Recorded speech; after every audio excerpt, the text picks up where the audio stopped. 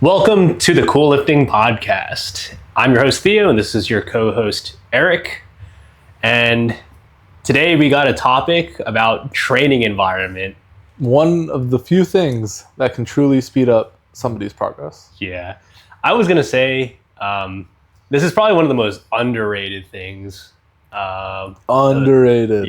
Which I feel like, I think there's some people who are in this like camp where they're like, oh, I'm a lone wolf. Like, gotta train by myself. Lone Sigma male. Yeah, but I do feel like there is a lot to be gained, even if you're like this lone wolf archetype. But you're in a gym that's very, energetic or whatever you want to call it. Like a lot of strong lifters, whatever. So I guess we could start there. What is a good training environment? Yes, what is a good training environment? I'd say a good training environment has good guidance because you want to be around people that you can ideally learn something from.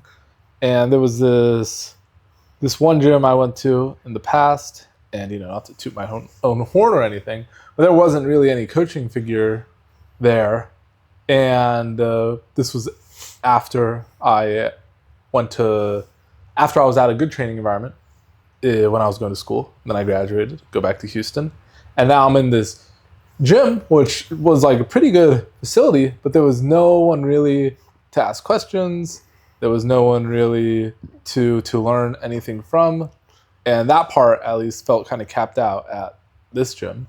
I think it's important also just to have people who are stronger than you at this facility, because it kind of goes with the same thing of the lifter IQ and the lifter knowledge. Like if you're the strongest person in the gym, but you really want to get stronger, and respectfully, maybe you're not already elite or something like that, but you're the strongest person. It's like, oh crap, like there's really no one else here who's stronger than me. It's not.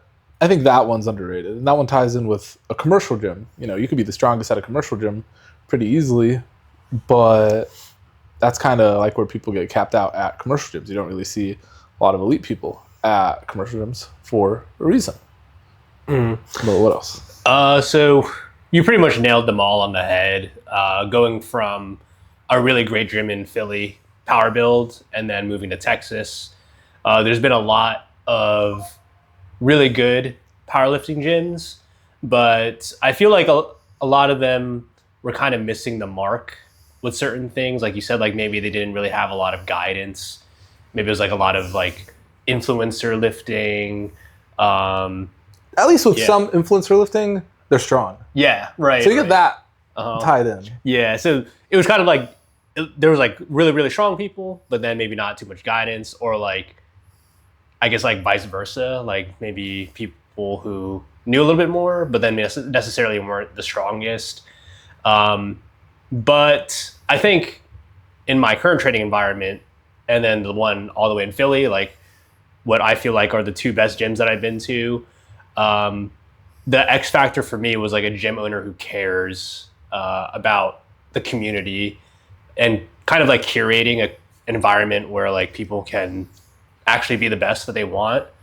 And then it's a bonus if they care a lot about powerlifting, because our owner cares a lot about powerlifting. And the owner of Power Build, it was the same exact thing. And you can kind of like see that with the equipment that you talked about. Like really, really strong people want to be there. It's a lot of fun to be in the gym. And because there's a lot of strong people and it's fun, you'll get better guidance because more people want to go there. Even if they're not that smart and they're strong, there's still something, and they're stronger than you. There's still something to take away. Right. Because they might have a really good coach too, and they can kind of pass it down, or just straight up experience. Maybe they have a really bad coach, and it's just like, man, this guy just put his head down and got it done. Maybe I should do that too. That's true. And then there's all the basic stuff of like being around people you like, and just the good equipment, because at a certain point, equipment can sort of just max out where you're at. And if you don't have better equipment than that, it's like, man, it's going to be really hard to get past. I think in like a lot of these smaller states, you kind of see more of that. Like it feels more of like a private gym where they have the combo racks, but they might be missing certain pieces. So yeah, like that's kind of where I feel like a lot of that plays in. Like we're fortunate enough where we have everything. But I know like the gyms that we visited, just traveling for meets, it can be a little bit rough, but I guess. Yeah, it's definitely like there's this one friend I have in Austin who he goes to this one gym, but he trains alone all the time. And I was talking to his coach about it, and his coach pretty much said like man, the mentality this guy has to just train alone, to drive far, train alone, have no one there with him, but still keep it going. Is it takes a good amount of grit, but you don't need as much grit if you have a good training environment, because then it's just a little more fun. Yeah, I think you probably get a little more out of it too. So, what's a bad training environment? Bad training environment is pretty much just the opposite of everything we said, which is like I'm not even sure what's worse, bad guidance or no guidance, because no guidance feels empty. It's like what am I even doing, right? But bad guidance, you can at least learn from the bad guy. If it's truly bad and you try it and it doesn't work, you're like, okay, well, I learned not to do that again. But it's also like if the head coaching figure at that gym is seen as an expert, but everything he does is bad guidance, then a lot of people could be losing out on the gains because of it. That one is a little more of like I'd say like an out of Texas thing. Yeah. Or I don't even want to say out of Texas, but like that one's more of a smaller state thing, I guess. Yeah. Way back when I first started powerlifting, I just found like a powerlifting gym. It was just a gym with a combo rack, but it was mostly like a CrossFitting gym. But there was like one of those like old head powerlifters, and I felt like that was bad guidance, and a lot of people were getting injured. Yeah. When I was going to this gym called Species for a little bit, and it was more of a bodybuilding gym, and then they had a few combo racks. The gym I was going to closed. Me and a handful of other powerlifters transferred over to Species, and funny enough, like right before we transferred over, there was this one powerlifting coach figure there, but for whatever reason, like he decided to leave, and pretty much everything I heard was just bad stuff. Like the guidance was really bad. And then I think there was a thing with money where it was kind of like okay, now we're getting a little moral here. That's not good. But I could see it, and everyone's lifting who was a power lifter who was already there. Like, man, these guys got no idea what they're doing, and but they have no idea because that guy's like the main figurehead. And then it was more of a little more civilized people from our gym went over to that gym, and then they learned stuff just through that. So the training environment for us got downgraded, but for them it got upgraded. That's actually crazy. And then what else is there? Only people who are not as strong as you. I feel like that's a good contributor, because I've been looking at all these Houston gyms, and I'm like, what gyms are the strong one? What gyms have the good environment? And I feel like the ones with the best environment, it's not even so much the guidance, but it's more so just having the stronger people who are making gains around you being there. And luckily, like I feel like, at least in my opinion, there's like 3 main gyms where people are making the most progress, and like they're the strongest. Rise, Compound, Imperial. Yeah, and they're all like separated too in like different regions of Texas, which makes it really fortunate. I don't think I really care for like any of the other gyms. Yeah, same. It's like I don't even know, respectfully, what's like the 4th best option in Houston. They're kind of all flatline. Yeah, right. But yeah, I remember training at a commercial gym too. I wasn't even that strong. I was like sub 400 dots, and I was already the strongest person at the gym, which wasn't even that impressive in my opinion. The thing with something like that too is, let's say like 400 dots, not too bad, but still not anywhere near the top. It's something as in like it's very easy to get into the mindset of, oh, I'm 400 dots. No one here is doing what I'm doing here.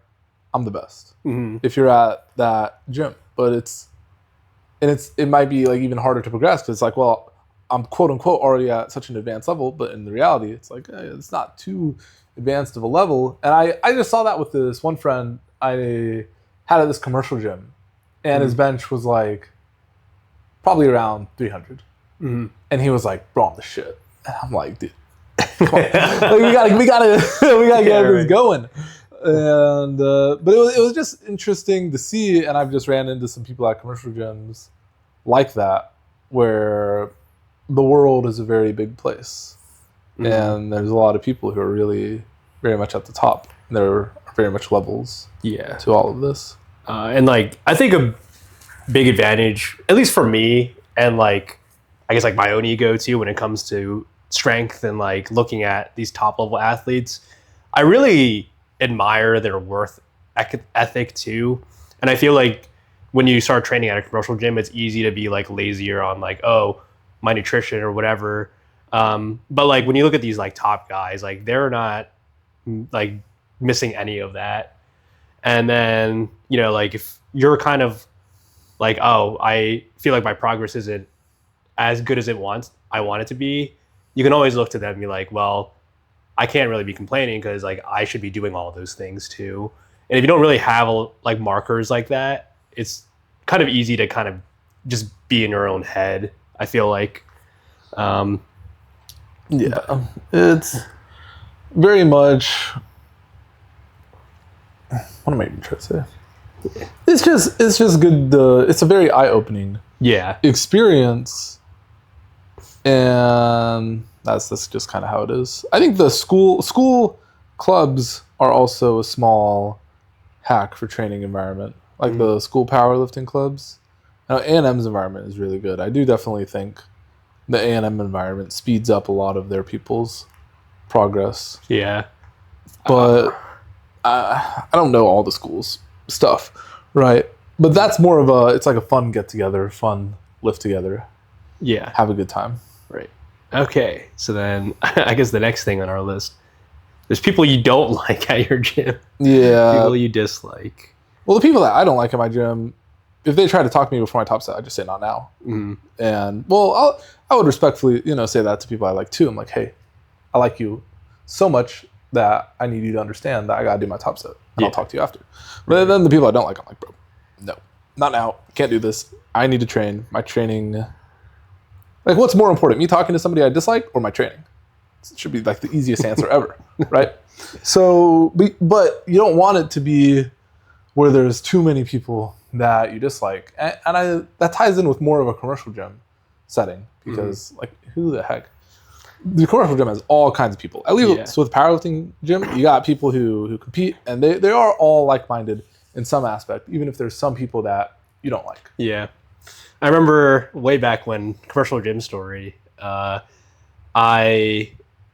was like the only powerlifter there, and like this person really didn't like when I recorded my workouts, even though like I worked at the gym and then I wasn't even recording them.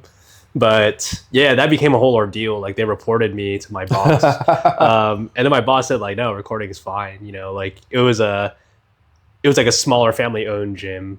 But yeah, no, that was definitely one of those experiences where like this person was going out of their way. I had a couple athletes who were training at this one commercial-esque family local gym, but they kept getting talked to about like not how they were dropping the weights on deadlifts, and then these old people would keep scolding them after they were recording their set, even though the recording aspect was fine within the rules of the gym, but the old members would still scold them. And that was a very negative experience for them, to where both of those guys ended up switching gyms, and they're having a much better time at the new gyms. But it's kind of just a damper on things when stuff like that happens. Yeah, right. Especially when it's not like that's not even like random stuff. Yeah, that's like a random thing. Yeah. Not even this guy is just kind of not my cup of tea. I don't really want to talk to him.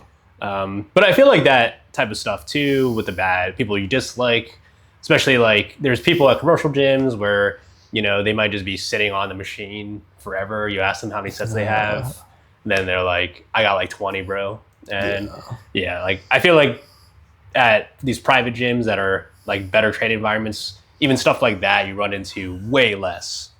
And then there's also the equipment aspect, where if the equipment is bad enough, that can, like if you go from a gym that has a very, very good equipment, everything's pretty good quality, and then go move for whatever reason, and then you start going to a gym where things are, they just don't look like it's well kept over there, that can be lost in this training environment. Yeah, right. But that one is also, like, all these powerlifting gyms have something quality now, and it can tie in with it just being super old, super used, and it just never gets replaced, which, you know, costs money for the gym owner to replace it. So like, I don't really blame them, but it's definitely a limiting factor with, if the rack is extremely wobbly, for some case, if the flooring happens to be uneven. That one, I feel like that one's a little more rare. Like, some people just say that. It's hard to really tell. Yeah. I need to bring, what are those things called with like the little green liquid? Oh, like a level? Yeah, I need to bring a level to really figure that out. I'll put that in my gym bag next. But, or maybe the bars are just super worn down. Usually kilo plates, that stuff doesn't really wear out. The bench pads wear out over time. But this can definitely affect you, and it affected me in the past when I like went from gym to gym, just because either a gym would close or I was moving, right? And now I'm a lot more immune to it, because I know what to do if the equipment is bad. But it's very much like, if you don't get used to it really fast, it can really hit your training. Yeah, for sure. But I guess, like, there's also, I think, like a ratio of like how great the community can be, and then like that too, what you're willing to sacrifice. But like, obviously there's a point where it's like, if there's like holes on your deadlift platform, that was the thing at H-Town. Yeah, that's what I was exactly what I was thinking. That was pretty interesting, because it was like the rubber looked like someone took a bite out of it. That was exactly what I haven't even seen that at another gym. But it was, they replaced it eventually, but it was just like, what the heck is this? No, that was crazy, because for me, I don't mind like having to like tilt the bar like diagonally or something, you know, if it's like indented. But then this one was like, oh, my foot goes in where this hole is. Yeah, the whole thing was pretty weird. And that was obviously terrible. And then, you know, like rusty equipment and stuff like that. I've seen that. I don't like rusty equipment. Yeah, same. I'm living in this modern age where rusty reminds me of medieval castles. So I don't really want that. I am willing to sacrifice if I have to, but luckily I don't really need to sacrifice too much. And the three gyms we listed in Houston that we'd say are the top tier environments, like, if I'm thinking about it, I think I would think those three gyms have a higher percentage of people making progress than the rest of the gyms. But they are also just good facilities where the equipment is a little nicer. Yeah, right. And I guess like another thing too, kind of problem solving, if you have the money, is, you know, the training environment might be really great at a gym, but it might be lacking in the accessories, or like you don't want to use the rusty, you know, leg press. Like, it was this gym I was going to in Dallas, and it lacked in accessories, but the training environment was really good. The average dots was really good. The equipment was pretty much always in check. Yeah. So that really made up for the lacking in accessories. Yeah, right. And I felt like we were dealing slightly with that at our older gym, but it was more so like a space thing, not so much that he couldn't get the things. But there was a gym in Houston, Project Strength, where it reminded me very much of the Dallas gym. It was like no accessories.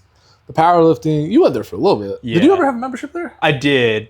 And then obviously it got like, hey, you're gone. Yeah, they unfortunately closed.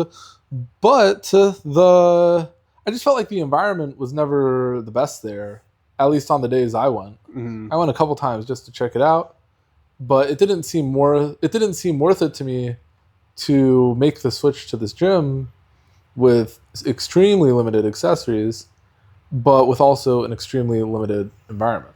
Because that gym was actually a little closer to me than this other gym I was going to at the time, but it was an extra 7 minutes to go to the other gym, and I thought, you know what? It's probably an extra like 15 minutes, to be honest. I was like, you know what? I'd rather just drive the extra 15 minutes, but at least be around people who can at least spot me and give me liftoffs and just have a better time than if I was alone at this gym. Yeah, right. When I went there, it was like kind of like this maybe sweeter spot of lifters. Like a lot of the people who go to our gym right now, they were also going to projects when I was going, but it was so short of a span that like it didn't really matter that much anyway. And I had another commercial gym membership anyway, so like the accessory problem wasn't too bad. But for me, like my main gym when I moved to Houston was Corrupted Strength, and then once that closed, they had a good environment. They did. They had a good community. Yeah. And I feel like that made up for everything else. It did. And once that gym closed, I was kind of like shit out of luck. Why don't you just go to Alphaland? Oh, so I tried, but then it was like there was only 2 racks at the time, and that was kind of a nightmare. Like it was like because I knew there were a couple people who were going to Alphaland after post Corrupted. Yeah, there was so many powerlifters like just sharing this one rack. Was Kinetics an option? Kinetics was an option, but I actually didn't know about that gym at the time. Kinetics doesn't like equipment wise. Well, I heard the flooring's off, but equipment wise, it doesn't seem the worst. But community wise, it seems pretty bad. Yeah, It seems pretty empty. when I started going At least there. for powerlifting. This was like between projects and then H-Town. I was going to like Kinetics, and then I was like, oh, this gym's not too bad, but then the flooring was kind of weird. Like it was actually weird because when you would place the bench into the combo rack, it would wobble. So I heard something like it used to be an HEB, or it used to be a grocery store storage place, and the flooring like had to be like that. Oh, that makes a lot of sense, actually. For that reasoning. I think because even in the unit it's in, it looks like a place like that. And then when I went there too, like I know a lot of people who go to our gym now were going there, but I never saw them, and there was no powerlifters. It was really weird. But then luckily, like Cowboy opened up, which was our gym before Imperial. So like that weird span of time was interesting, but like I definitely felt like I was kind of spinning my wheels trying to find that great training environment. All right. Yeah, and then with I'd say with the 3 gyms we mentioned too, they also have the highest dots out of the other gyms. I think Castle might have like a high dots, but I don't know enough about Castle to be saying anything. What gym do you think has the highest average dots out of those 3? Compound. Compound? Sure. I think it's Compound 100%. Because it used to be Iron Sight, and the environment at Iron Sight was really good, but then everyone from Iron Sight switched to Compound. So it's like the same community, same environment, or same community, but now it's just at another gym. Right. Yeah. Actually, it is Compound by like a long shot. Like, there's like 4 550 plus dots lifters there. Yeah. But I guess it kind of goes into our next thing. The average dots being high. And that's not really this just ties in with just like being around stronger people. Yeah. Right. But this is a way to make it a little more formal. Yeah. Okay. All right. Then the next one. The importance of good guidance in your gym. Yeah. This one, how do you feel like the guidance is at our gym? I'm not really looking too much for guidance right now. No, not really. I think that also ties in with like I think it is dots being pretty high. Like everyone who's powerlifting in our gym. Yeah, it's not too bad. Yeah, like they also have coaches. So a lot of them aren't really looking too hard for guidance. and then everyone's coaches are kind of spread out. It's not like one of those gyms where there's just one guy and then like 10 of his athletes are there. Like Yeah, I feel like it's pretty spread out. yeah. And there is the possibility of training with your own coach. And I think this is really good for your training environment if it's possible. This one's a little bit more of a luxury. It doesn't really happen too often. But this one's also, like, I feel like you get a lot out of it for the first 3 months of getting to train with your coach. And then after that, it becomes more of just having fun training around somebody you like. Yeah, I agree. Because like, if you're on that more beginner end, you're going to get a lot out of it. Like, You'll get a lot out of it. Some things just might not be easy to explain in video. It's just a lot faster. Yeah, like 10x faster for some people. But then after that, like even with me and my coach, when I visit him in Dallas, it's like there's not really too much feedback, but it's just cool to train with him. Yeah, but yeah, sometimes things just start going well, and it's like, all right, let's just keep doing what's working, what's going well. Yeah, but I'd say the first 3 months, because when I was I used to train around my coach when I was in Dallas, and I would try, I wouldn't try and bug him too much during his training, but I'd still try and ask him a few questions here and there, and I was definitely able to get a good amount out of it. Yeah, and just some nice insight that maybe it was a longer answer just because it was in person, or I was able to just ask a follow-up question immediately and then get a good answer from that. Right. And then this one, I would say that one's more for everyone, being able to train with your own coach. And then this one's more for the people starting to get into powerlifting, is just being able to train around coaches who are smart. And then you can ask all of them a little bit of questions and get a lot out of that, whether you have a coach or whether you are self-coached. Yeah, I think this one I personally enjoy a lot, especially if you just want to hear someone's take on things. Maybe someone's like leveraged differently, and then as like a coach, like you're like, hey, I have this athlete who's kind of leveraged like your one athlete. Like, how does your program look, type thing? Or maybe you're really similarly leveraged as one of someone else's athletes, and you just kind of want to get an idea. So yeah, it's just like a fun thing to do, like get more ideas, get smarter. Yeah. You get a little smarter, make a little more gains. Yeah. That's always a good thing. Yeah. Okay. And then I would say the thing with being the strongest one there is a different topic, but you don't want to be the strongest one there. But this one's more of, like, some people, at Compound, there's a few actually elite people, and it's like, that's just kind of the way it is, right? There's only like 4 other people who are stronger than you in the world, in the weight class or whatever it is, right?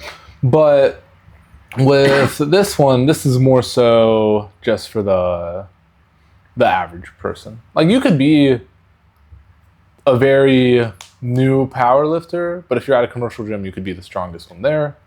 And then that ties in with what we were talking about earlier. You don't want to be the strongest one there just because you don't want to be thinking like you're actually at the top when there's still a lot more to go. And I think it's also a lot more motivating just to be around people who are stronger than you, who are lifting just more objective weight. Yeah, right.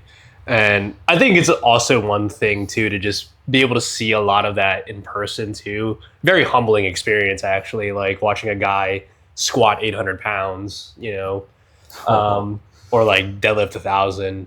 Like, you don't get to see that all the time. He trains too early for me to see it. Right. It was something I saw a lot at Power Build too. Well, not the 1,000 pounds, but like 700s, 800s, from a lot of the untested side. But like, just being in that energy in itself, when you're seeing a lot of people watch this person, and then like you're kind of like watching it too. It's just like an experience I feel like everyone should have, because like I said, it's very humbling, but it's also like what makes it the sport too, like watching people achieve these like incredible things. And then, like it just motivates you even more.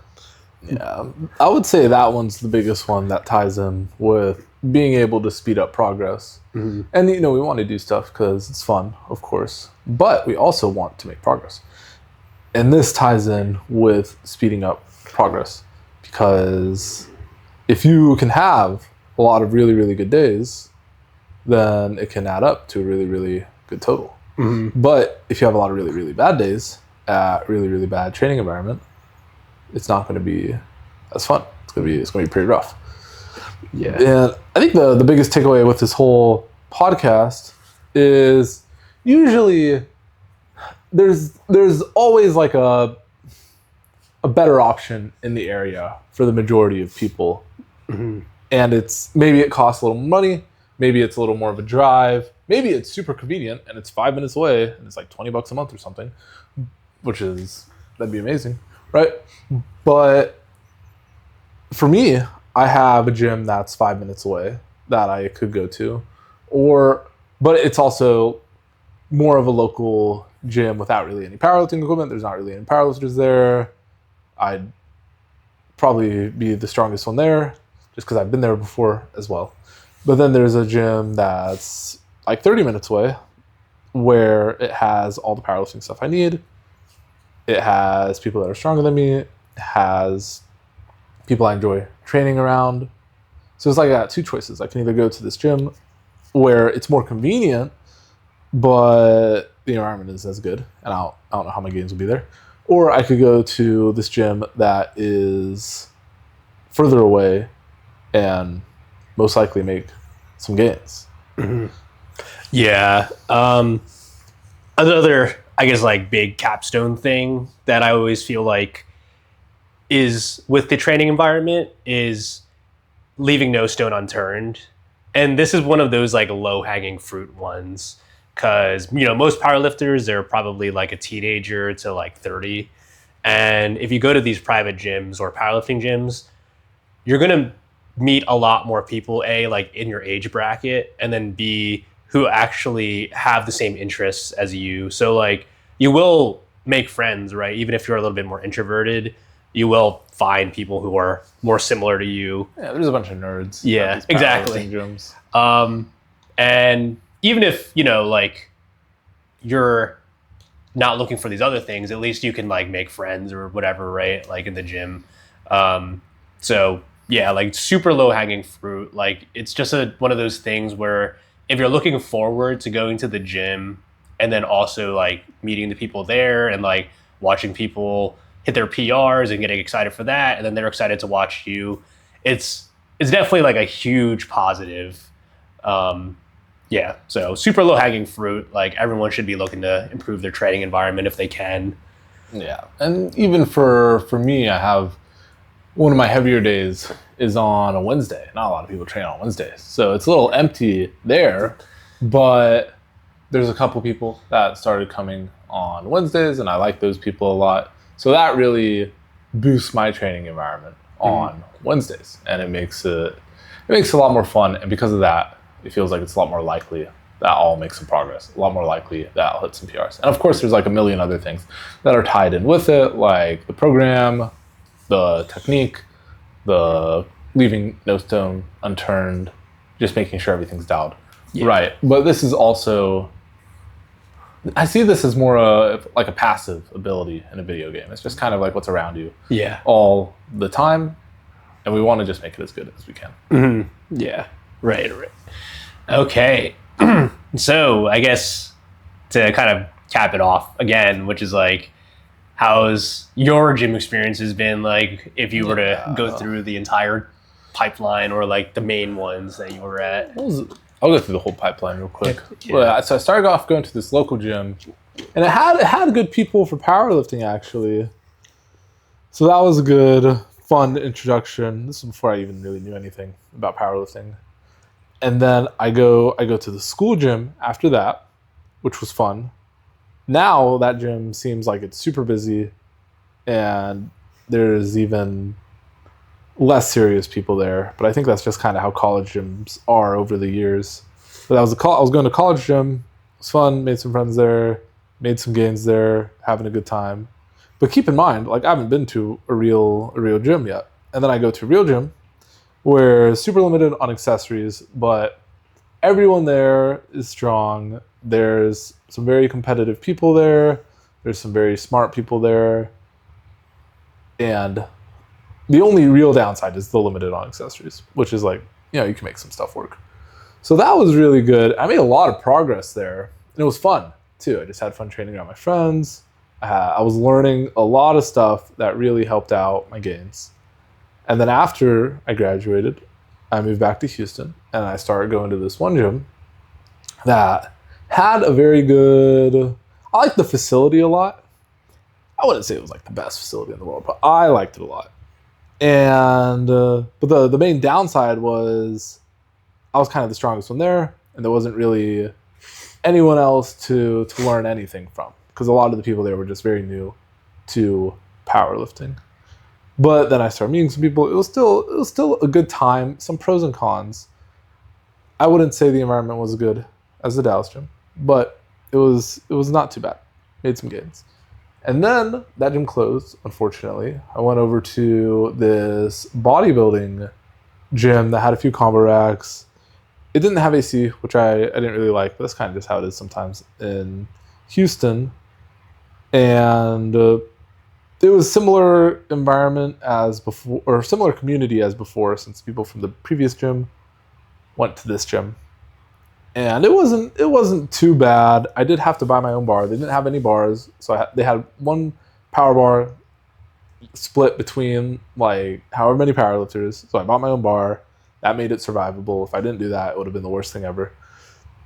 Then after that gym, another gym opened up, and it didn't seem too bad, but it had the powerlifting section in this one building, and then you had to do a small drive to go to the accessories. I didn't really like that aspect. And I didn't like how I would train a little later, and then by the time that I was getting started to bench, everyone else was going to do accessories. So I didn't have my lift up guy anymore. So I didn't like that part.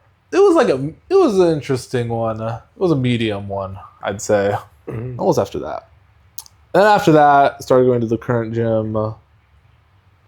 And that one was a lot more my speed, just because it felt like there were more serious people there. And there was also the equipment actually at the gym beforehand was like brand new. It was all really good. But there were other pros and cons to the equipment here, super nitpicky stuff. But I just happen to like the community a lot more here. Yeah, right. And then I've been making gains at this gym too. I didn't make any gains at the other gym, that's for sure. Nope. And then no PRs at that gym. Yeah. But I'm making gains at this one. Yeah. Well, what about you? All right. So way back when I first started, lifting, I wouldn't say with Anytime Fitness. I never went to like a real commercial gym. Yeah. That one's like a real commercial gym. That was like real commercial gym. I remember failing 185 and like I was like help, and then like there was like a billion people in the gym and like no one helped me. That was crazy. I guess they were all locked in. And then wait, sorry. All locked in on their phone. Yeah, literally.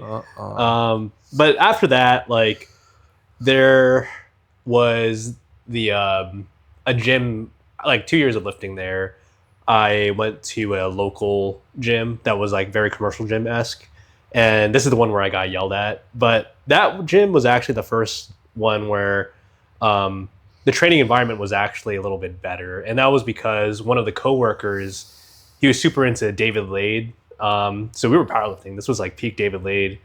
And both of us were making a lot of gains, even though the equipment sucked and like everyone else kind of sucked there. But like at least we were there to push each other. But eventually I wanted to compete in powerlifting and he was going to go into bodybuilding. So then training environment kind of went down there. It was just one of those things where it's like you're just collecting your sessions. Like you're just in the gym and out of the gym. It wasn't really that fun other than like your actual training, if that makes sense. So I went to a CrossFit gym and bodybuilding gym. It was called The Gym. And that training environment was better in the aspect of that was the first time I got to use like actual powerlifting equipment and like real bodybuilding equipment, but I felt very isolated as a powerlifter just because everyone was kind of like in that conjugate old school type of lifting, and it was me and like one other guy who were more on this like newer age, I guess, powerlifting, even though it wasn't really that much better. um, but after that, there was also a gym called Warhouse Gym, and it was owned by Donna Lynn Bailey. It was a big gym back in the day. That's where Larry Wheels hit his like first 900-pound deadlift. But that gym closed, and the one of the managers there opened up Power Build, and then that's kind of when training environment and equipment kind of like hit its peak, I would say. Especially when he opened up his second location. That's where I met a lot of my like best friends, and a lot of my clients go there. That's where I started coaching, and I picked up a lot of them. So like that was in Pennsylvania where I felt like things were really, really good. But then, I moved here and I went to Corrupted Strength, and that was really, really good. But the only X factor that I had to deal with now was the heat. It was hot at that gym. I just was not used to I went the there once Texas on a heat. day pass, never came back. Yeah, but it was really hot. So hot. I was making a lot of gains. A lot of people there were making a lot of gains. Yeah. I feel like It was like literally everybody was. Yeah. it was just a lot of fun. And like it was also one of those moments too where it's like you see Jamal Browner, he's deadlifting like 900 every day or something, and then like you're kind of always like put in your place. But it was a lot of fun, and then unfortunately everyone knows the gym closed, and this is kind of where I was kind of like spinning my wheels everywhere. And I went to Iron Sight, and that was great, but then it was the same thing. Like it was just that heat. There was one time I was doing the pendulum, and I felt like I was actually about to have a stroke or something. So then that's when I had to like put my foot down. Yeah, like I need a gym with AC. My Iron Sight's not even like close to you. No, it's not. It's also like 40 minutes, but the environment itself was was good. Yeah. At Iron Sight. Because that gym has like no environment right now. No, the environment's gone at that I was gym. like, I don't even know if the gym exists anymore. And then actually, like I went to a couple other gyms, like Projects for like a couple months, and then Kinetics, like I said. But then that's when we went to H-Town. That's where I met you. Yeah. And like I felt like if everyone who went to H-Town Barbell was there at once, it would have been a good environment. But it was never like that. It was always like it was just that different building made it weird. Yeah, right. And like one or two people that I would see at a time, and then like the whole split gym thing was just stupid. Like no. Like Rise has it, but at least with Rise, it's walking distance. Yeah. To go to the next one. This one, it was like a 3-minute drive, and it was me driving in the opposite direction of where I live to go to the accessary side. Yeah, like, right. Bro, and then it cost more too. It did cost more to have both. So that was kind of dumb. But then luckily, like Cowboy opened up, and I felt like that was where Cowboy was just more fun. I was just literally having more fun. Yeah. Cowboy. I'm still having fun at Imperial. Same. I'm like that. Yeah. But I felt like Cowboy was one of those moments where like it was slightly missing some of the like just a couple accessories, but it was just small. Yeah, it was really small, like stuff like that. It was as big as the studio we're recording in right now. What are you talking about? It's like just kidding. But Imperial, I feel like, has covered all our tracks. Like we have everything we need, and the environment's good. So yeah, I feel like all that's left is I got to start making gains again, and then we'll be good. Yes, need the progress. Yeah, but wait, what do I just hit a squat here? I can't even talk. But I do think it's just like there are some people I've seen. There's this one guy I was seeing, like I would just see him on Instagram, and I asked somebody about him because he was between two gyms. He would go to this gym in San Antonio, and then he'd go to this gym in the Valley. They both are very far. Like I want to say he's from the Valley, and I'm just talking to this one guy I know that's going to TSS. I'm like, bro, how is that guy so strong? Like, what is he? Like, why is he so strong? And he said the training environment at that gym in the Valley was just really, really good. And because I kept seeing people pop up from that random gym with no accessories, but they're all deadlifting, like high 600s or in the 700s. I'm like, what the heck? Who the heck are these people? So it's really interesting, and I've seen it just speed up a lot of people's progress. Yeah, for sure. And I know for a lot of bigger, like 500 plus dots lifters too, like in Pennsylvania, like where Power Build is, a lot of people from like Jersey or Delaware, they be driving, like an hour and a half just to go there. Yeah, it's either that or a commercial gym. A good amount to Imperial right now. Yeah. But it's because, well, one, I like the training environment, and two, options are a little limited. It's like, where else am I going to go? Yeah. There is actually another gym opening up near me, but I don't think the training environment is going to be good. I'll check it out one day, but I don't think it's going to be like the gym I'm at right now. So I don't think it'll be worth it. Is it like its own separate gym, or is it like an upgrade of this other gym? No, it's H-Town too. It's its own. Okay. It's going to be its own gym with a powerlifting area, but I just don't know how it's going to be because it's not open. Yeah. Right. Yeah. So I'd rather drive a little bit further for the good training environment. Yeah. Of course, I still have a cap on how far I'm willing to drive. Yeah, right. Like I was driving pretty far for AC, but I'm not sure if I could do that again. Yeah. Like now it's just a little busier. Right. But anything else? That's about it with the training environment. Yeah. Oh, I guess like another question is never mind. How do you recommend someone like find a good gym? Like let's say like they were just like there have been a couple of people I've worked with where they're going to this like local gym, not completely commercial gym, but like local commercial family owned gym. And then it kind of just comes to a point where I'm like, hey, do you think there's a better gym available? Yeah. And almost always there's a gym either opening up in the future or there's a gym available, they just haven't really checked. So, because even for me, there was this time where I was working at this one job and I didn't know there was a gym near that building I was working at. But so I kept driving like super far to go to this other gym that was way out of the way. It was like during rush hour. It was all this traffic. I'm like, oh gosh, what the heck is this? But I didn't even know this other gym existed. It was 21st. Yeah. But I think at the time they didn't even have like a Google page up. So I didn't know that gym existed, so I couldn't even go. But I would really just like quadruple check. Yeah. In your area, powerlifting gyms in your area.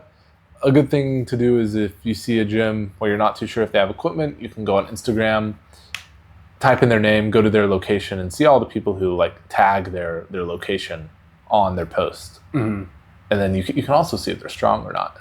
But you can scroll through that, see how much weight they're lifting, see if they have.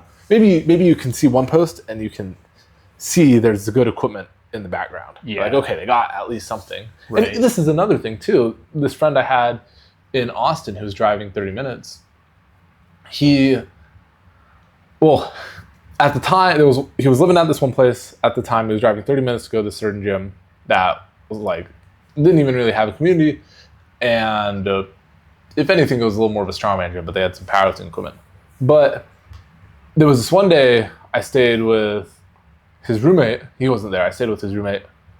And there was another powerlifting gym that was 10 minutes away instead of 30 minutes away. And that gym also still didn't really have much of a powerlifting community, but at least it was 10 minutes away instead of 30, and they had more accessories. And he just didn't know about that at all because it was just harder to find. I just got lucky just with Googling it. It just happened to pop up. But I would really, like if you're looking to upgrade your environment, I would really, really triple check on everything. Yeah. Make sure, like even some gyms have kilo plates, but they're not even listed as a powerlifting gym. They just kind of have them randomly in the background. I've seen that a couple times. But also, what was the last one? Yeah. Also consider if it's worth driving an extra 10 or 20 minutes to go to a facility like this. I was just thinking about that because of the whole Baton Rouge fiasco of us trying to find that one gym. Oh, yeah. So yeah, we were handling at CNAS. We're in Baton Rouge. Pretty much all the gyms there are not. They're not up to our quality. Yeah, right. Respectfully, but they had this one gym where they had powerlifting equipment, and there's still pros and cons, of course, but it's like, hey, this is, for the situation we're in, this is pretty good. Wait, you're talking about Baton Rouge or New Orleans? Oh, that was New Orleans. I'm talking about New Orleans. I was thinking of the one where like you couldn't find it. Bro, I could not find the gym in Baton Rouge. That was terrible. I do not want to go back to Baton Rouge. Oh my gosh. I was thinking like no, they have a cool gym there now. Yeah. That's the one Simon trains at. Oh yeah, you see the one he trains at? It looks pretty neat. Yeah, that's but they did not do it. Nah. But I type in this address to this gym, and I'm like, okay, I know there's people training there. I go over there. I can't find it. I type in the same address, but on Google Maps instead of Apple Maps, and it says it's 30 minutes away. I pull up. I see someone. I pull up to this estate, and I'm going on this really long driveway. I'm like, man, what the heck is this? This does not look like a gym. And I park there. I open the door. Someone comes out of this house, and I ask him if there's this powerlifting gym here. And he says, no, this is a rehab center. And it looks so sketchy. I'm like, bro, I could tell it's a rehab center. So I drive off, and I try going to another gym, and it was already pretty late at night. So it ended up not happening. But that was very much it. That's a whole, we're getting a little off topic. Right. That's a whole different thing. New Orleans, the story with New Orleans was we just drove a little extra further to have a good gym to train at when we were there. Because we could have drove somewhere else, but it definitely seemed a little, there just wasn't as much powerlifting stuff at the other gyms. Right. But now Baton Rouge has a good gym. The gym they had before, it wasn't bad. I just couldn't find it. And I was down to train there. Yeah. That one was like, it took me, because I was actually able to find that one. Yeah. It took me like 40 minutes. Sunken cost fallacy was hitting hard. I was like, I'm finding this gym no matter what now. Found it. And when I walked in, it felt like they were like, how do you even find this place? That's what I heard from all the people that were there. But like, it was a good gym. Definitely like one of those gyms where the equipment wasn't taken care of the best, but like who cares? So sometimes it's like the vibe there. Yeah. Right.